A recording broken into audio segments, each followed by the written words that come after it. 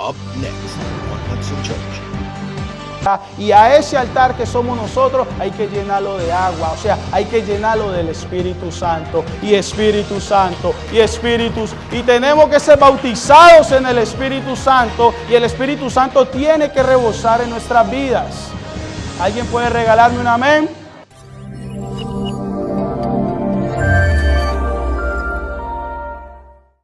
Amén. Gloria a Dios. En el nombre de Jesús. Y el título del mensaje en esta tarde es Reedificando el altar. Reedificando el altar. Me gusta esa construcción porque la palabra reedificando es reconstruyendo también. Entonces, estamos reedificando. La palabra altar bíblicamente representa un encuentro con Dios. Cada vez que el pueblo judío subía a presentar un sacrificio en el altar, era para tener un encuentro con Dios, sea hacían un sacrificio por alabanza, hacían un sacrificio por ofrenda. Lo que ellos representaba el altar era tener un encuentro con Dios. Estos altares normalmente eran construidos de piedra o de madera, pero lo más importante era que cuando el pueblo tomaba esa decisión de ir a realizar un sacrificio, era para tener un encuentro con Dios. Esta práctica se realizaba mayormente en el Antiguo Testamento. En el Nuevo Pacto, que es en Jesús, que es donde entramos nosotros, y digo nosotros los que no nacimos en Israel, los que genealógicamente no tenemos ningún parentesco con los judíos, los que somos de afuera de Israel, lo que la Biblia llama gentiles, en el nuevo pacto que es por Jesús, entramos nosotros. Y no solamente nosotros los hispanos, sino el mundo entero, como dice Juan 3:16, que de tal manera amó Dios al mundo que dio a su Hijo unigénito. Dice, pero cuando habla de mundo, Él no está hablando de las montañas y ríos y mares que él creó, no, Él está hablando de los seres humanos. Entonces, de tal manera Dios amó a la humanidad, que dio a su único Hijo para que todo aquel que en Él cree no se pierda y tenga vida eterna. Entonces ahí entramos nosotros en ese nuevo pacto que es en Jesús. Ahora, en este nuevo pacto que es en Jesús, todas esas ceremonias y todas esas tradiciones, los sacrificios, la circuncisión y todas estas cosas fueron abolidas en el nuevo pacto. Ya no es necesario hacer estas ceremonias o ir al altar para nosotros tener un encuentro con Dios. Ahora, todo encuentro con Dios se hace por medio del Señor Jesús. No hay otro camino, no hay otro mediador, no hay otro puente. Todo se hace por medio del Señor Jesús. Por eso nosotros en esta iglesia creemos, predicamos, hablamos y esperamos la segunda venida del Señor Jesús. Amén.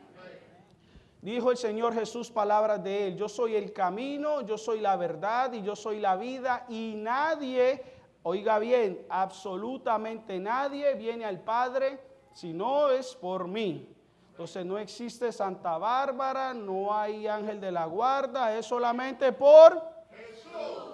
Primera de Timoteo capítulo 2, versículo 5, leemos todos en el nombre de Jesús. Porque hay un solo Dios y un solo mediador entre Dios y los hombres. Jesucristo hombre. Versículo 6. El cual se dio a sí mismo en rescate por todos. De lo cual se dio testimonio a su debido tiempo. Ahora, es bueno entender que para nosotros hacer parte del nuevo pacto, lo único requisito, lo único que Dios nos pide es creer en su Hijo Jesús. Es solo y únicamente por la fe. Dígale a su hermano que está a su lado: hermano, es por la fe. Pero a pesar de que mencioné que ya no es necesario ir al altar físico, a ese altar de piedra para tener un encuentro con Dios, sí es necesario levantar o edificar, realizar un altar espiritual en nuestras vidas para tener un encuentro más profundo con el Señor. Y lo voy a repetir: ya no es necesario ir al altar de piedra, pero sí es necesario edificar o levantar un altar espiritual para tener un encuentro más profundo con Dios. Reedificando el altar es una exhortación, es una palabra de ánimo al pueblo de Dios para que volvamos a los caminos de intimidad con Dios, para que volvamos a la dependencia total en Dios, a buscar su rostro cada día, a poner a nuestro Dios como la persona más importante de nuestra vida, que nuestra vida vuelva a girar alrededor de Dios. Y puse la palabra reedificando, queriendo mostrar que en algún momento edificamos, pero que por cualquier razón eso que edificamos lo hemos abandonado, lo hemos descuidado, y por tal razón eso que edificamos anteriormente pues se ha deteriorado, se ha derrumbado por causa del abandono que nosotros le hicimos a ese altar espiritual. Y todo esto que acabo de mencionar es refiriéndome precisamente a nuestra vida espiritual, a nuestra comunión con Dios. Cuando nosotros recién venimos a Cristo, edificamos altar. ¿Por qué? Porque estamos en ese primer amor, en esa conversión, ¿verdad? Entonces cantamos las alabanzas, venimos a todos los servicios que podemos, oramos, ayudamos al que lo necesita, ayunamos y todo esto, bueno, también estamos predicando el evangelio a nuestra familia, estamos en esa emoción cuando nos convertimos y esa manera de vivir y esa comunión con Dios hace que nuestra relación con Dios sea tan fuerte que podemos escuchar su voz cada vez más fuerte y más clara en nuestras vidas. Amén. A esto se le puede llamar edificando el altar. Pero cada vez que nosotros levantamos alabanza, estamos edificando el altar. Por eso a mí se me hace un poquito difícil entender que los hermanos, nadie se vaya a ofender, por favor, hacen el esfuerzo, logran llegar a la iglesia y están ahí parados, y antes hay que animarlos a decirle: hermano, cante, abre la boca. Cada vez que nosotros consultamos a Dios todas las cosas porque confiamos en Él y necesitamos su consejo, estamos edificando el altar. Cada vez que nosotros oramos en el Espíritu, estamos edificando. La palabra del Señor dice que el que habla lengua extraña, a sí mismo se edifica. De manera que cuando nosotros, entre más busquemos a Dios, en cuanto más agrademos a Dios, más vamos a mantener el fuego del altar encendido, y me refiero al fuego de Dios en nuestras vidas. Ahora, en los altares antiguos, en esos altares de piedra o de madera, se esperaba la visita de Dios. Dios venía, recibía la ofrenda o el sacrificio y volvía y se iba. Pero ahora nosotros no esperamos la visita de Dios, porque Dios ya está en nosotros por medio del Espíritu Santo y no se va a ir. Lo que buscamos edificando el altar es que el fuego de Dios, la autoridad que ya nos ha sido dada, ese poder que ya tenemos, sea cada vez más manifiesto en nuestras vidas. El trabajo de tener ese fuego, el fuego en el altar encendido en nuestras vidas, es nuestro. Ese trabajo es de nosotros. Jesús dijo: el espíritu a la verdad está dispuesto, pero la carne es decir, nuestro espíritu siempre quiere orar, nuestro espíritu siempre quiere leer la Biblia, nuestro espíritu siempre quiere meditar en la palabra, pero la carne no quiere. Gálatas 5:17. Porque el deseo de la carne es contra el espíritu, y el del espíritu es contra la carne, y estos se oponen entre sí para que no hagáis lo que queréis. Entonces, como vemos ahí, hay una guerra entre el espíritu y la carne. Entonces el espíritu te dice: vamos a leer la Biblia, y la carne te dice: estoy cansado, tengo sueño, me duelen los ojos. El espíritu te dice: vamos a ayudar a esa persona que lo necesita, y la carne te dice: no te alcanza. El espíritu te dice: vamos a orar, necesitamos orar, y la carne dice: vámonos rápido que estamos de afán. Entonces esa es la lucha entre el espíritu y la carne, y si nos dejamos dominar de la carne, la llama del fuego de Dios en nuestro altar va a disminuir. No es que Dios se va a ir, porque la palabra de Él dice que Él nunca nos va a dejar, nunca nos va a desamparar. Él nunca se va a ir de nosotros, pero nosotros sí podemos causar, a pesar de que Él nunca nos va a abandonar, de que ese fuego de Dios disminuya en nuestras vidas. ¿Cómo? Contristando el Espíritu Santo. Efesios capítulo 4, versículo 30 hasta el 32. Vamos a leer todos en el nombre de Jesús. Y no contristéis al Espíritu Santo de Dios, con el cual fuiste sellado para el día de la redención. 31. Quítense de vosotros toda amargura, enojo, ira, gritería y maledicencia y toda malicia. Dice que Dios va a quitar esto de nosotros o que nosotros quitemos esto de nosotros. 32. Antes sed benignos unos con otros, misericordiosos, perdonándonos unos a otros como Dios también nos perdonó a vosotros en Cristo. Amén. La falta de perdón, la práctica del pecado o el ser dominados por la carne hace que descuidemos nuestro altar espiritual. Y entonces ya no oramos como orábamos antes. Ya no leemos, no sacamos el tiempo para leer la escritura como lo hacíamos antes. Ya no venimos a los servicios como lo hacíamos antes. Y estos son señales de que tenemos descuidado nuestro altar. Y esto no se da de un día para otro, iglesia. Esto va poco a poco, poco a poco. Y cuando menos piense, tenemos el altar completamente descuidado. Pueden ser los afanes de la vida, que el trabajo, que la familia, que los niños, que los biles por pagar, las redes sociales, el novio, la novia, un placer, el practicar alguna actividad, un deporte. Y no quiero que me vayan a malinterpretar. No está mal trabajar, no está mal hacer deporte, no está mal ninguna de las cosas, de las actividades. Lo que está mal es poner cualquier cosa, cualquier actividad primero que a Dios. Buscar primeramente el reino de Dios y su justicia. Denle un aplauso a Jesús. Mire, el profeta Elías, la Biblia nos habla de un varón que era llamado Elías. El profeta Elías tenía una relación tan fuerte con Dios. La relación del profeta Elías era tan fuerte con Dios que cada vez que este hombre decía una profecía dirigido por Dios, esa profecía se cumplía. Cada vez que el profeta Elías pedía algo en oración, esa oración era contestada. Ese hombre no tenía fuego en el altar, ese hombre tenía un incendio. Era un incendio lo que tenía Elías, porque ese hombre ni siquiera probó la muerte. El Señor se lo llevó enterito para el cielo en carne y hueso. Y antes de que usted me diga, ay hermano, es que eran otros tiempos. Ay hermano, es que Elías era un superhumano. No, es que Elías tenía mitad ángel y mitad hombre. Yo quiero que usted me acompañe a Santiago capítulo 5, versículo 17 y lea conmigo cómo era Elías. Santiago capítulo 5, gracias, dice, Elías era hombre sujeto a pasiones semejantes a las nuestras. Mire, ustedes me caen también que yo se los voy a leer. Elías era hombre sujeto a pasiones semejantes a las nuestras. Y oró fervientemente para que no lloviese. ¿Y qué? No llovió sobre la tierra por 3 años y 6 meses. Un hombre como nosotros. Versículo 18.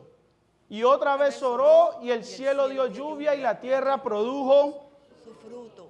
Era un hombre como nosotros y con pasiones semejantes a las nuestras. Lo que hacía diferente a Elías era su comunión, su relación con Dios. Era que él mantenía ese altar de su vida encendido con el fuego de Dios.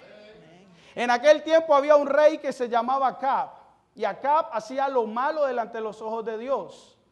Y ese hombre no solamente pecaba a él, sino que hacía pecar al pueblo. Este hombre estaba casado con una mujer que se llamaba Jezabel, y Jezabel era una idólatra. Ella había traído todos esos, los baales y todas esas hierbas que creían en ese tiempo. Y habían hecho que el pueblo le diera la espalda a Dios, porque ya estaban adorando a los baales y a los baales. En una ocasión, no solamente esa mujer quería que adoraran a los baales, sino que perseguía a los profetas de Dios para matarlos. O sea, le había declarado la guerra a los hijos de Dios. En una ocasión se cruza el rey con Elías y Elías le dice que no va a llover, como leímos ahora, y así pasó. No llovió durante la tierra. Elías le dijo que iba a volver a llover cuando él dijera. Entonces, después de ese encuentro que tienen, vuelven y se encuentran, y vamos a ir a Primera de Reyes, capítulo 18, versículo 17. Y yo lo voy a leer, dice, cuando Acab vio a Elías, le dijo, el rey vio al profeta Elías y le dice, ¿eres tú el que turba a Israel? O sea, el rey hace lo malo y viene donde el profeta de Dios y le dice que es por culpa de él que las cosas están saliendo mal. Yo le voy a decir lo que le diría a mi pastor. Qué clase caradura. Caballero. Versículo 18. Viendo Hudson Church TV.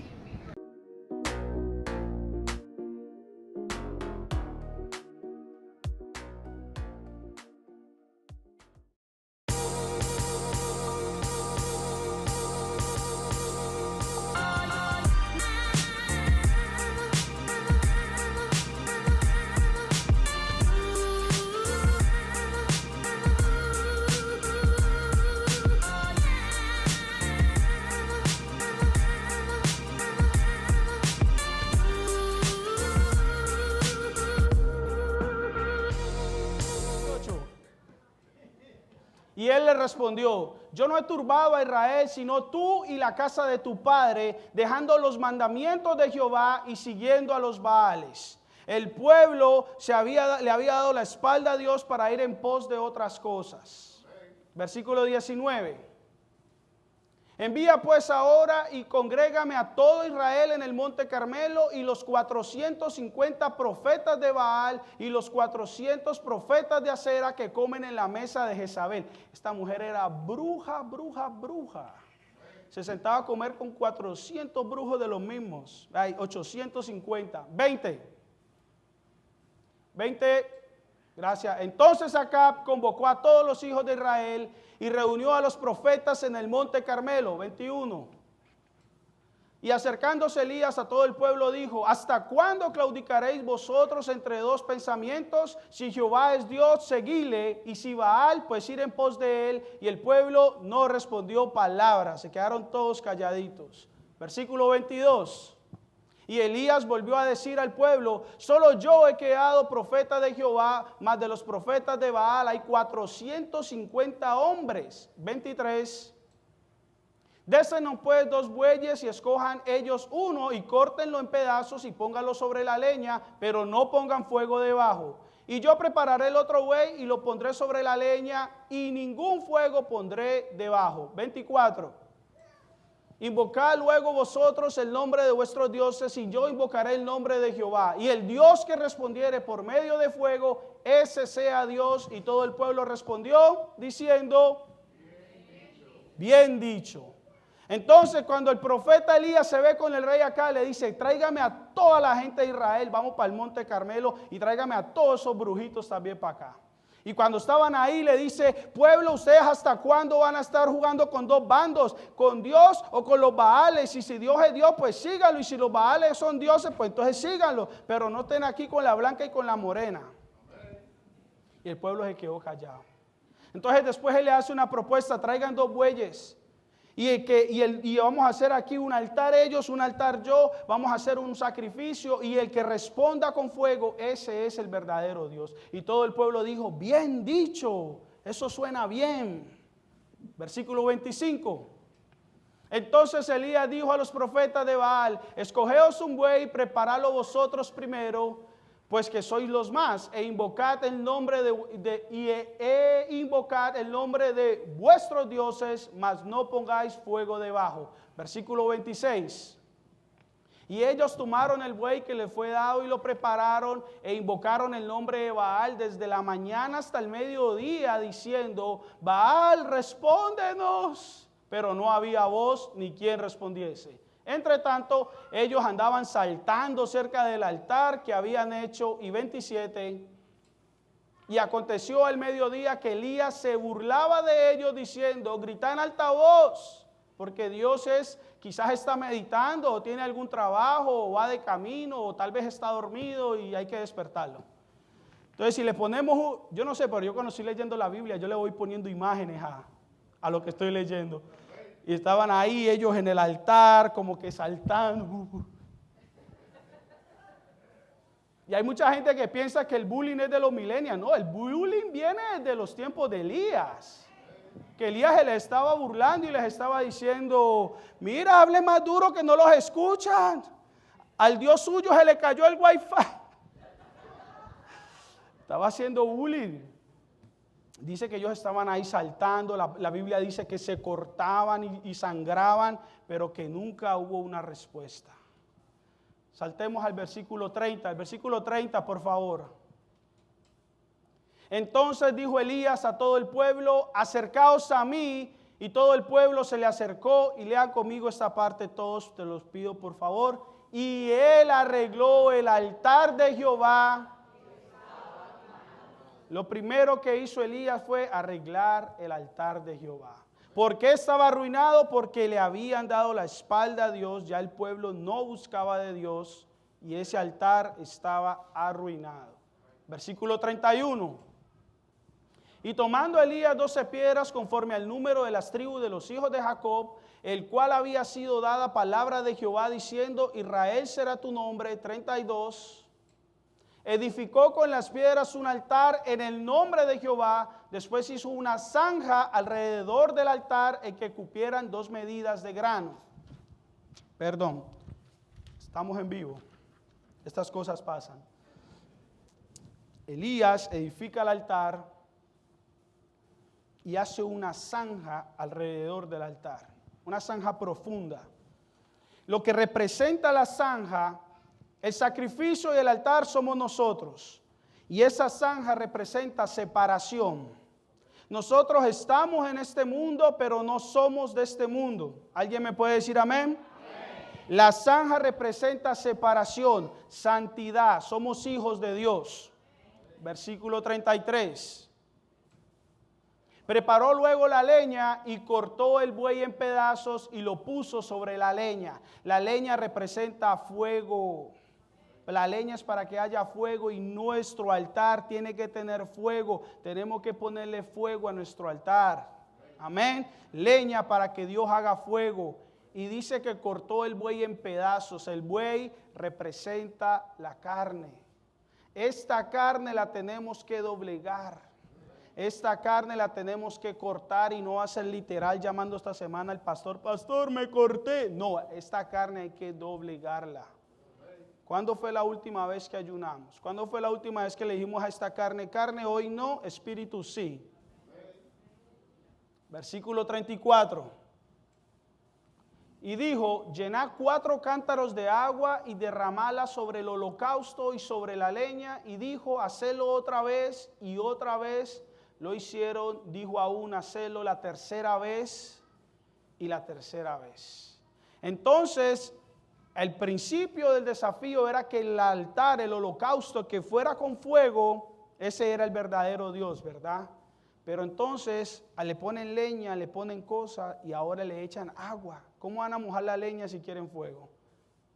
Es que Dios no comparte su gloria con nadie, ni Dios da suspicacia para que la gente fuera a decir, ay, no, es que Elías metió un fósforo allá abajo y por eso, no es que Elías rozó las ramas y por eso hubo fuego. No, todo eso estaba mojado y había tanta agua que hasta la zanja se llenó, había mucha cántaro de agua.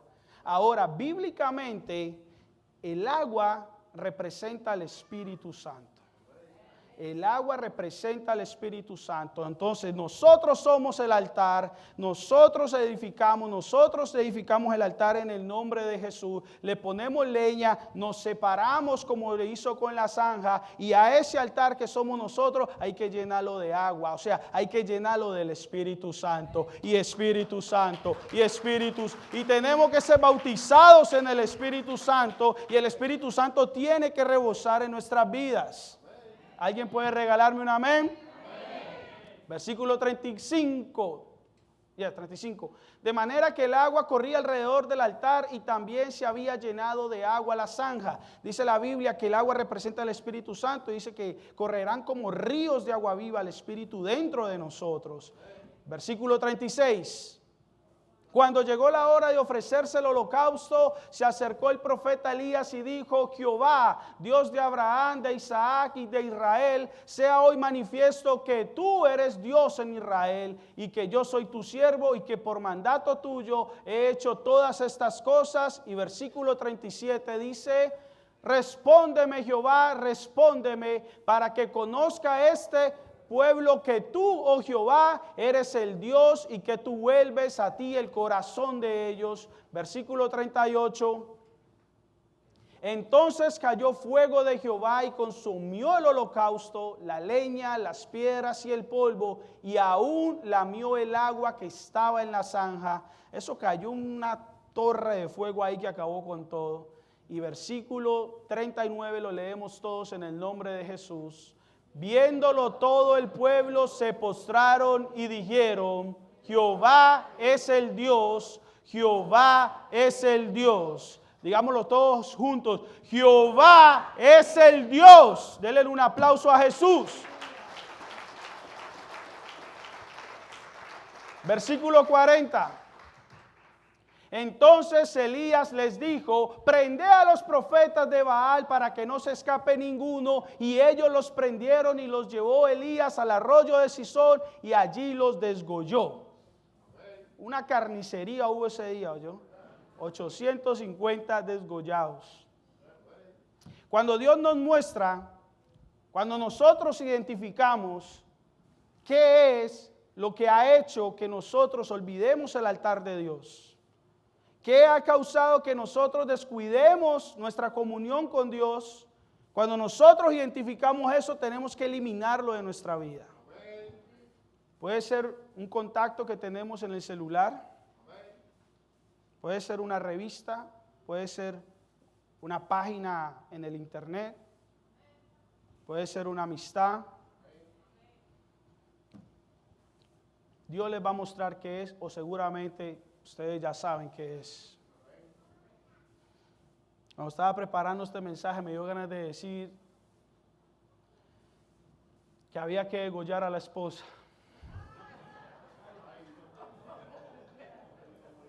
Era un chiste, no sean tan crueles. Amén. Ahora la pregunta es, no me la tienen que responder, eso es entre usted y Dios. ¿Cómo está tu altar? Tenemos que reflexionar cómo está tu altar. Todo templo tiene un altar y nosotros somos templo. No, pero dígalo sin miedo, dígalo creyendo. Nosotros somos templo. Nosotros somos templo del Espíritu Santo. Ya para despedirme, en Apocalipsis hay unas cartas para 7 iglesias. Ustedes saben que Apocalipsis es el libro de la revelación, es el libro que habla de cómo van a ser los últimos tiempos.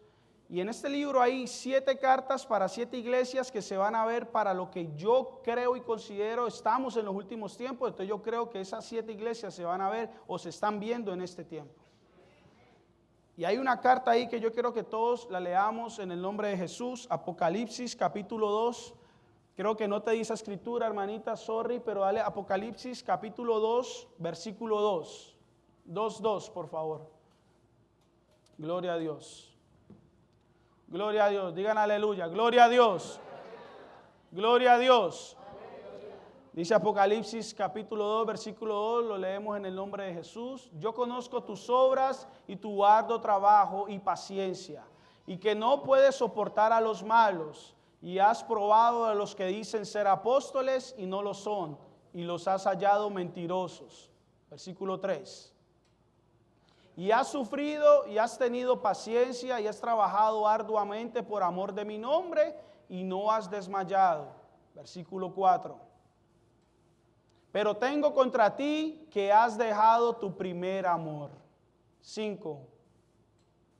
Recuerda por tanto de dónde has caído y arrepiéntete y haz las primeras obras, pues si no, vendré pronto a ti y quitaré tu candelero de su lugar si no te hubieras arrepentido. Versículo 6. Pero tienes esto, que aborrece las obras de los nicolaitas, las cuales yo también aborrezco. Y versículo 7. El que tiene oído, oiga lo que el Espíritu dice a las iglesias. Al que venciere, le daré de comer del árbol de la vida, el cual está en medio del paraíso de Dios. Tenemos que volver al primer amor. Tenemos que volver a la oración. Tenemos que volver a la oración. Tenemos que volver al perdón. Tenemos que volver al ayuno. Tenemos que volver a la lectura de la palabra. Tenemos que volver a reedificar el altar. ¿Aprendimos algo? Toda la gloria es para Dios. Antes de despedirme, quiero darle la oportunidad a usted, amigo, o ofrecerle la oportunidad de que usted reciba al Señor Jesucristo en su vida y en su corazón y lo haga el Señor de su vida. Dice la palabra del Señor que si tú crees en tu corazón de que Jesús es el Hijo de Dios, de que murió y resucitó al tercer día, si tú crees eso en tu corazón y lo confiesas con tu boca, serás salvo. Si tú quieres hacer la confesión hoy, repite después de mí. Señor Jesús, yo creo en ti, te pido perdón por los pecados que he cometido, me arrepiento, lávame con tu sangre preciosa, haz de mí la persona que usted quiere que yo sea, séllame con tu Santo Espíritu, inscríbeme en el libro de la vida. Señor Jesús, te recibo como mi Señor y como mi Salvador. Aleluya.